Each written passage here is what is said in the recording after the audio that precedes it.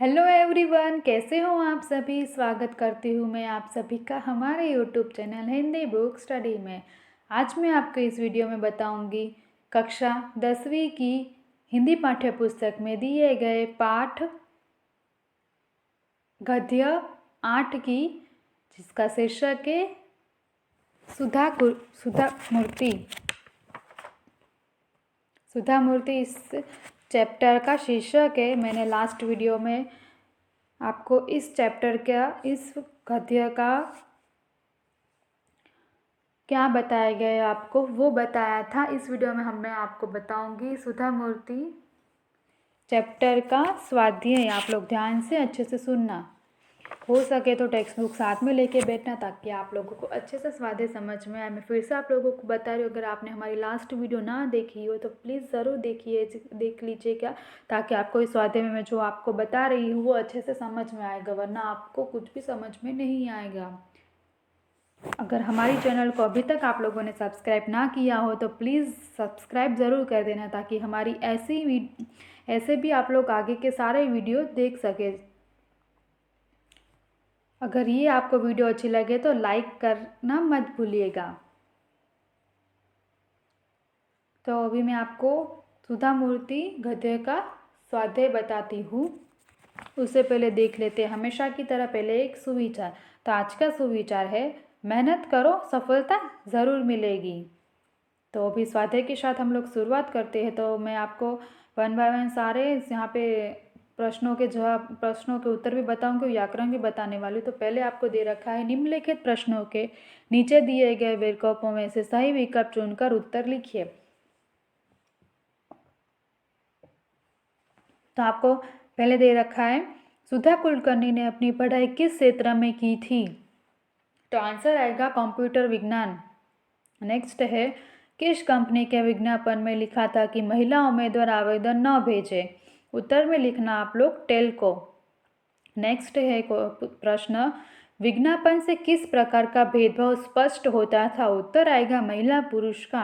Next प्रश्न है, सुधा कुलकर्णी को साक्षरता के लिए कहाँ बुलाया गया। उत्तर में आएगा पूना। नेक्स्ट प्रश्न है, विकल्प है, लेखिका सुधा मूर्ति को 2002 में वुमन ऑफ द ईयर का पुरस्कार किसने दिया। उत्तर में आप लोग लिखना FM रेडियो।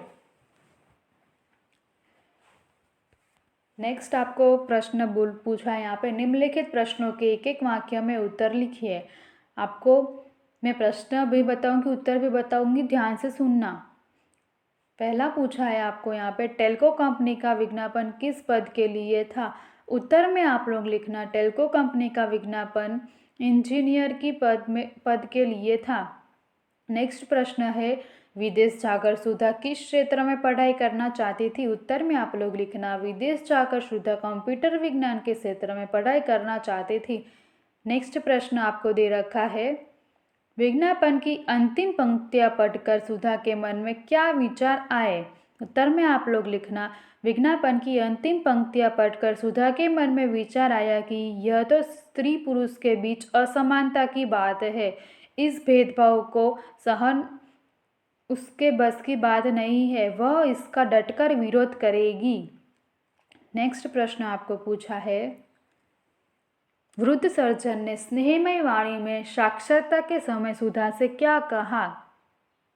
उत्तर में आप लोग लिखना वृद्ध सर्जन ने साक्षरता के समय स्नेहमय वाणी में सुधा से कहा कि यहाँ फैक्ट्री में मुख्य कार्यस्थल पर किसी महिला की नियुक्ति नहीं की जाती, अतः उस जैसी मेधावी लड़कियों को अनुसंधान शालाओं में जाकर कार्य करना चाहिए। नेक्स्ट प्रश्न है, सुधा कुलकर्णी ने किससे शादी की। उत्तर में आप लोग लिखना सुधा कुलकर्णी ने टेल्को कंपनी में कार्यरत श्री नारायण मूर्ति से शादी की। नेक्स्ट प्रश्न पूछा है, इन्फोसिस फाउंडेशन ने कर्नाटक के सरकारी स्कूलों के लिए क्या किया। उत्तर में आप लोग लिखना इन्फोसिस फाउंडेशन की कर्नाटक के राज्य सभी सरकारी स्कूलों में एक एक कंप्यूटर की योजना बनाई और उसे कार्यरूप किया। नेक्स्ट प्रश्न है, सुधा मूर्ति महिलाओं की सफलता पर क्या कह उठी। उत्तर में आप लोग लिखना सुधा मूर्ति महिलाओं की सफलता पर कह उठी कि उनका मार्ग कठिन अवश्य है, किंतु उस मार्ग पर उन्हें चलना जरूरी है। आगे आपको बोला है निम्नलिखित प्रश्नों के उत्तर 2-3 वाक्य में उत्तर लिखिए। फर्स्ट पूछा है टेल्को विज्ञापन में चौंकाने वाली क्या बात थी। उत्तर में आप लोग लिखना विज्ञापन प्रसिद्ध ऑटोमोबाइल कंपनी टेल्को को योग्य और परिश्रमी इंजीनियर की आवश्यकता के बारे में था।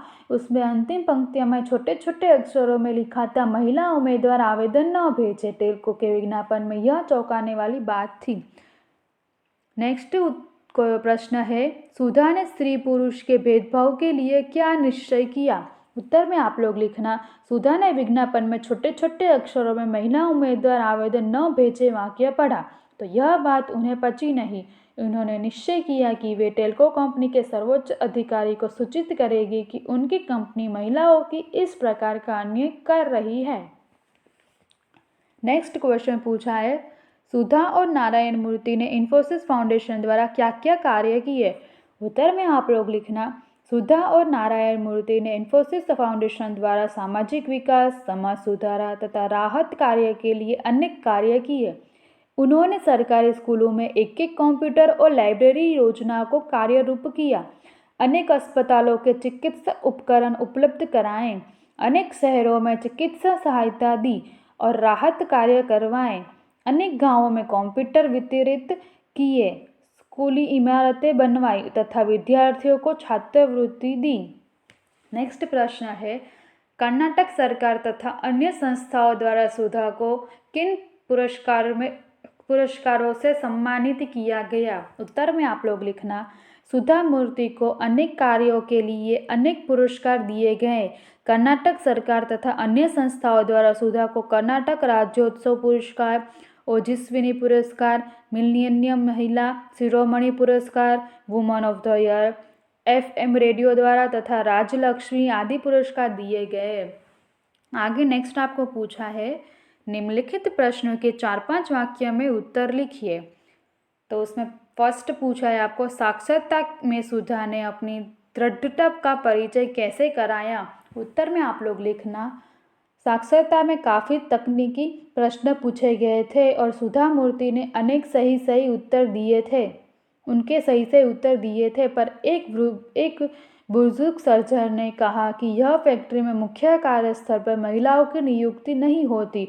उनका उत्तर सुनकर सुधा ने दृढ़तापूर्वक कहा कि आपको कहीं ना कहीं से तो शुरुआत करनी होगी वरना आपकी फैक्ट्री में कभी भी कोई महिला काम नहीं कर पाएगी। और सुधा को उस कंपनी में इंजीनियर के पद पर नियुक्त कर दिया गया। नेक्स्ट प्रश्न है सुधा के स्थान पर आप होते तो क्या करते। तो उत्तर में आप लोग लिखना ये थोड़ा बड़ा उत्तर है। आपको एग्जाम में भी अगर ये क्वेश्चन पूछा जाए तो बड़ा ही लिखना है आप लोगों को। जो भी मैं अभी आपको बताऊंगी वो सारा लिखना है। उत्तर में आप लोग लिखना आज की नारी प्राचीन काल की नारी नहीं रह गई है। प्राचीन काल में महिलाओं के लिए विभिन्न कारणों से शिक्षा और विकास के अवसर उपलब्ध नहीं थे। वह पुरुष प्रधान समय था। तब महिलाओं के लिए बहुत कम क्षेत्र उपलब्ध थे। इसलिए लोगों की धारणा बन गई थी कि महिलाएं कुछ निश्चित कार्य ही कर सकती है। आज महिलाओं के लिए शिक्षा तकनीकी राजनीति व्यवसाय विज्ञान आदि हर क्षेत्र में खुले हैं। प्रत्येक क्षेत्र में महिलाओं पुरुष के साथ कंधे से कंधा मिलाकर कार्य कर रही है। वे कार्यालयों में नियुक्ति से लेकर शिक्षिका वैज्ञानिक व्यवस्थापिका इंजीनियर नेता आदि सभी रूपों में अपना महत्व सिद्ध कर चुकी है। इसलिए सुधा के स्थान पर अगर मैं होती तो किसी महिला संगठन से संपर्क कर किसी चैनल पर बड़े पैमाने पर डिबेट आयोजित करती ताकि देश की सभी शिक्षित युवतियों को अपने स्थान पर होने वाले भेदभाव की जानकारी होती और इस प्रकार के नियोक्तों को आंखें खुल जाती। नेक्स्ट प्रश्न आपको पूछा है यहाँ पे सुधा मूर्ति महिलाओं के लिए किस प्रकार प्रेरणा मूर्ति है। उत्तर में आप लोग लिखना सुधा मूर्ति एक साहसी और दृढ़ संकल्प वाली महिला है। वे समाज विकास तथा समाज सुधार के प्रति समर्पित है। महिलाओं के प्रति अनन्य उन्हें सहन नहीं होता। टेल्को की ओर से इंजीनियर की आवश्यकता वाले विज्ञापन में महिलाओं के लिए आवेदन न करने वाले वाक्य के खिलाफ उन्होंने आवाज उठाई और टेल्को में इंजीनियर के पद पर पहली महिला के रूप में उनकी नियुक्ति हुई।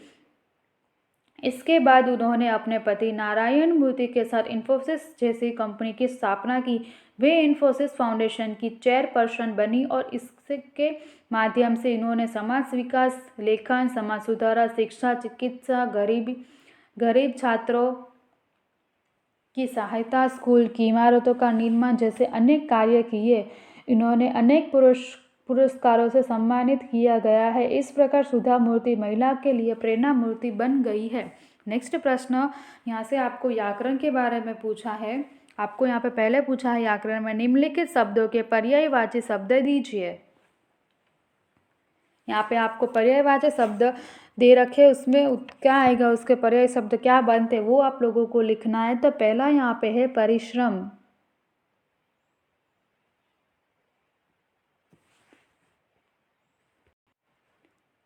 परिसर का पर्याय शब्द है प्रांगण।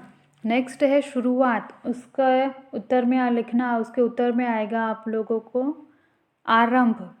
मेहनत का पर्याय शब्द होता है, पर्यायवाचक शब्द होता है परिश्रम। सूखा का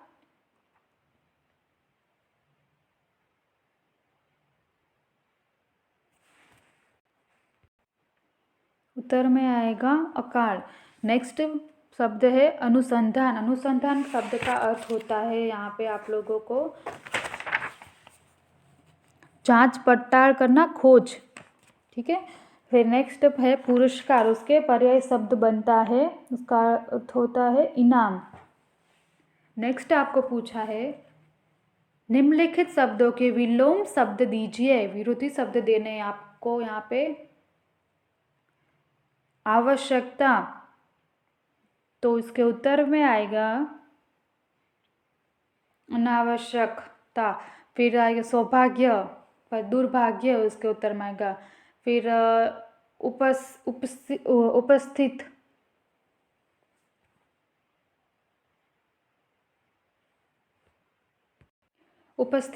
उपस्थित का होगा अनुपस्थित।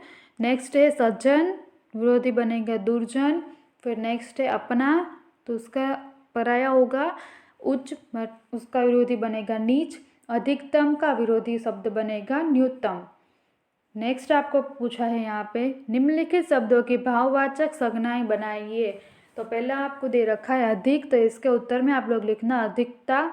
नेक्स्ट है सफल, तो सफलता आएगा उसके उत्तर में। आवश्यक शब्द का पर्यायवाचक भाववाचक शब्द बनेगा, आवश्यक का भाववाचक शब्द बनेगा आवश्यकता। नेक्स्ट है असमान, तो इसके उत्तर में आप लोग लिखना असमानता। नेक्स्ट भाववाचक शब्द है पुरुष, तो इसके उत्तर में आएगा पुरुषत्व। नेक्स्ट है स्त्री, तो इसके उत्तर में बनेगा स्त्रीत्व। नेक्स्ट आपको पूछा है निम्नलिखित मुहावरा के अर्थ देकर वाक्य प्रयोग कीजिए। तो फर्स्ट मुहावरा दे रखा है फूला न समाना, इसके उत्तर में आप इसका अर्थ होता है, उत्तर में आप लोग लिखना अत्यंत प्रसन्न होना, और उसके वाक्य में लिखना आप लोग परीक्षा में अच्छे अंक पाने पर परीक्षार्थी फूला न समाया। नेक्स्ट और सेकंड है यहाँ पे दे रखा है बात न पचना, उत्तर में आएगा, मतलब इसका अर्थ होता है बात न पचने का, बात गले न उतरना। तो वाक्य प्रयोग करना आप लोग स्वास्थ्य ठीक रहने के लिए लंबे समय तक उपवास रखने की बात मरीज को न पची, बात मरीज को न पची। नेक्स्ट और आखिरी है इस स्वाध्याय का, पूछा है आपको वो निम्नलिखित कहावत का अर्थ समझाइए। आपको यहाँ पे एक कहावत दे रखी है, उसका आप लोगों को अर्थ बताना है कि इस कहावत का अर्थ क्या होता है। तो यहाँ पे आपको एक कहावत दी रखी है दिन दुगनी रात चौगनी। इसका अर्थ होता है, मतलब इस कहावत का अर्थ ये बनता है कि बहुत अधिक उन्नति करना, ठीक है। तो यहाँ पे ये स्वाध्याय ख़त्म होता है। अगर आपको इसमें कुछ भी समझ में ना आया तो आप हमें कमेंट करके पूछ सकते हो, और मैंने डिस्क्रिप्शन में ईमेल आईडी भी दे रखी है, आप वहाँ जाके भी हमें कमेंट करके क्वेश्चन पूछ सकते हो।